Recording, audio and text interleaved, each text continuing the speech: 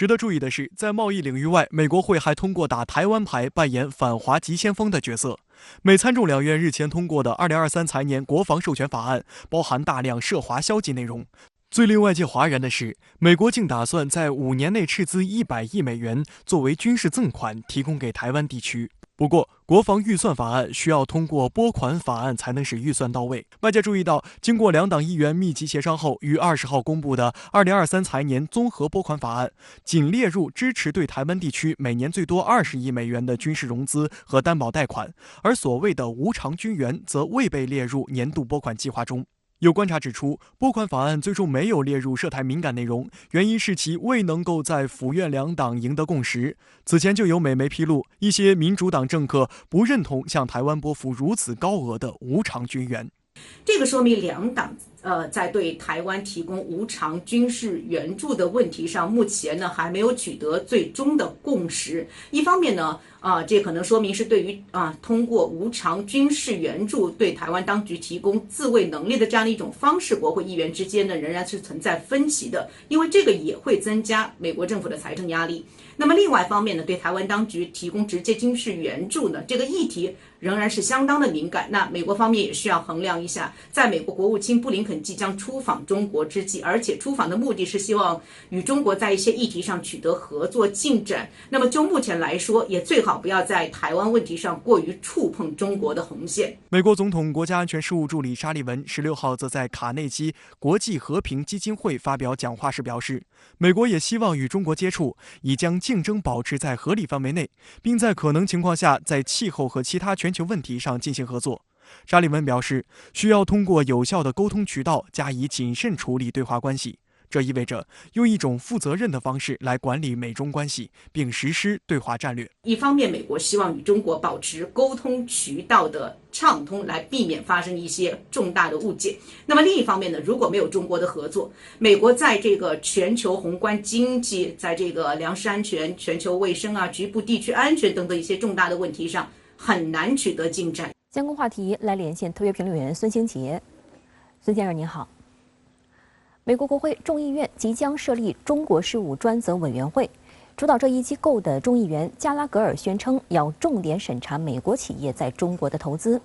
您怎么看现在美国以国家安全为由头的经济贸易政策呢？拜登上台或者是中期选举这样美国国内政治的变化，并没有改变美国对外经济政策。这说明什么呢？美国的对外经济政策呢进入了一个新的周期。特朗普政府以非常鲁莽的方式开启了这一个新的周期，比如说2018年对钢铝加征关税，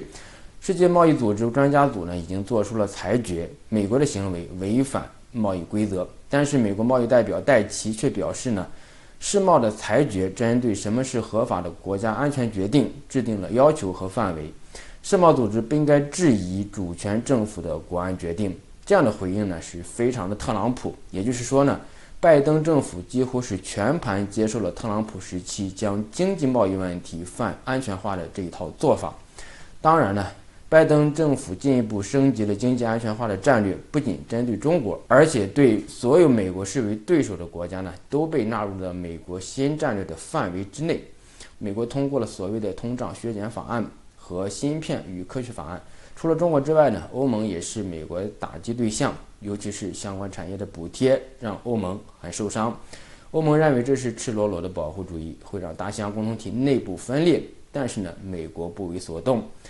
为什么呢？俄乌冲突之后，美国和北约强势介入欧洲事务，欧洲的安全需要美国保护，那么欧盟就要牺牲经济。这样的套路在冷战期间是多次发生。在东亚地区，美国也是拿着安全议题来迫使日本、韩国在经济产业上做出让步。因此呢，可以看到美国在新的战略周期中，高强度的去整合安全和发展，是非常现实主义的美国优先的套路。美国国会通过了2023年度财政预算法案，其中包括授权提供台湾当局每年最多20亿美元军事融资。之前版本曾出现的赠款已被删除，您对此怎么看？美台之间的军事勾连是越来越明显了，同时呢，美国打台湾牌呢也是在不断的升级。虽然美国一直声称要维持台海的现状，但是美台之间的军事联系有了更多的实质性的内容。在国防授权法案中列入台湾，本身就是对中国内政的干预。中国外交部呢已经表达了严正的抗议。从美国的财政预算就能够看出，国防开支占了大半，这足以说明美国是一个扩张性的国家。庞大的国防开支维系了美国国内军工利益体系，同时呢有深度的干预世界，维持美国的霸权地位。同时呢，美国的国防开支巨大，但是呢地主家也未必有余粮。看上去8000多亿美元，其实呢也是一个萝卜一个坑。俄乌冲突爆发之后，美国也从中拿出了几百亿美元援助乌克兰。在2023年年度呢，提供给乌克兰的军事和经济援助达到449亿美元。另外呢，国防经费分配也涉及到利益的分配，关系到不同地区从国防开支中获得多少利益。美国现在打台湾牌不同于从前，不仅向台湾出售武器，还将拨款、军事融资等内容塞进对台关系之中。另一方面呢，美国现在需要将资源主要用于乌克兰，包括急需的武器装备要优先提供给乌克兰。因此呢，美国也在平衡，